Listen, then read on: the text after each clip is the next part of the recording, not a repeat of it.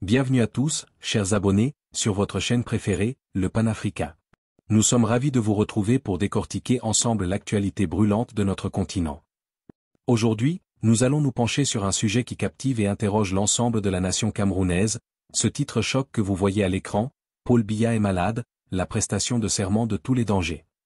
Dans cette émission spéciale, nous allons vous donner un aperçu détaillé et sans complaisance des rumeurs persistantes sur l'état de santé du président camerounais. Mais surtout, nous allons analyser ensemble l'impact réel de cette opacité sur les institutions, le quotidien des Camerounais de l'économie au projet de développement, et les enjeux cruciaux de la succession au sommet de l'État.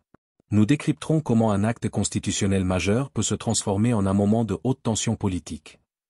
Mais avant de plonger dans ce reportage essentiel, si vous appréciez la qualité de notre travail et notre engagement pour une information claire, détaillée et factuelle, donnez-nous un pouce bleu signe pouce vers le haut pour encourager notre équipe.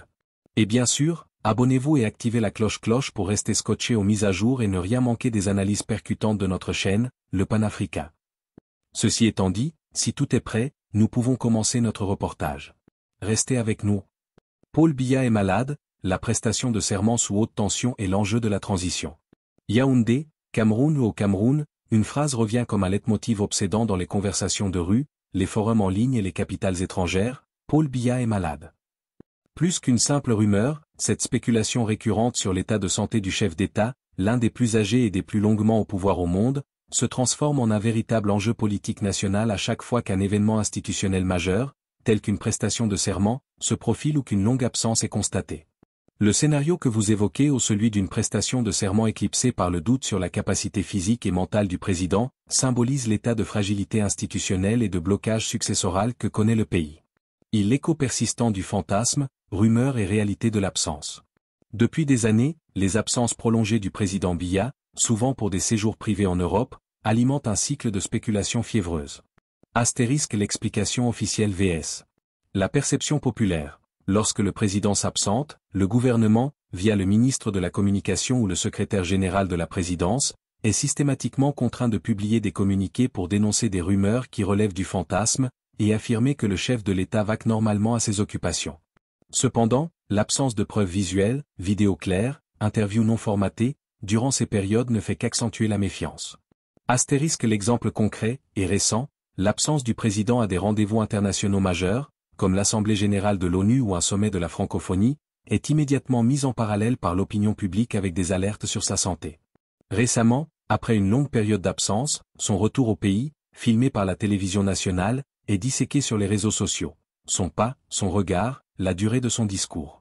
Chaque geste devient un signe politique. 2. La prestation de serment, un acte constitutionnel dévitalisé. La prestation de serment, moment solennel où le président réaffirme devant la nation et la Cour constitutionnelle son engagement à défendre la Constitution, est supposé être un moment de force républicaine.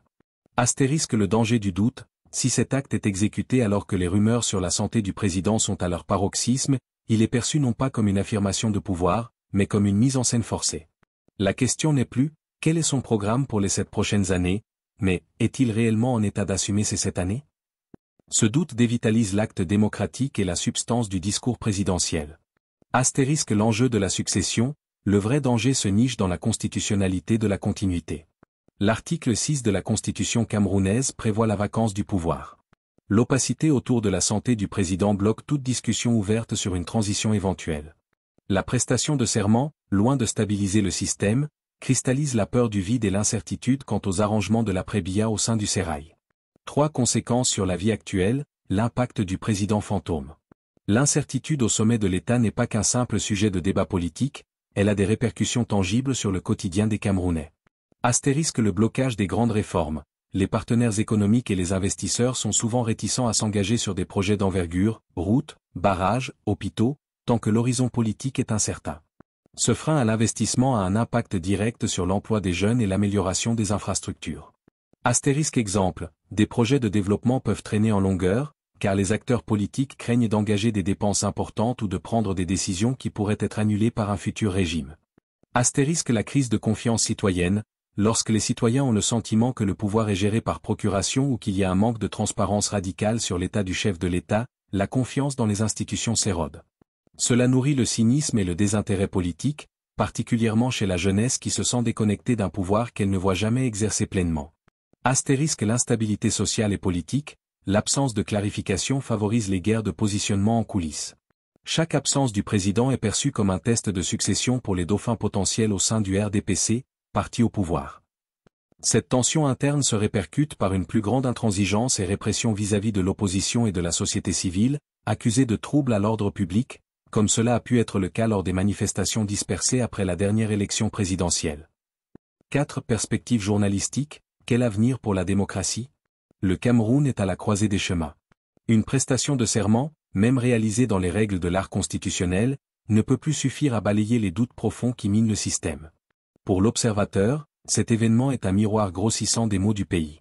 Le vrai danger de la maladie du président Biya n'est pas tant dans sa santé personnelle, mais dans la maladie du système de gouvernance qu'elle révèle, un État centralisé, hyper-personnalisé, et incapable de concevoir sa propre continuité sans son fondateur.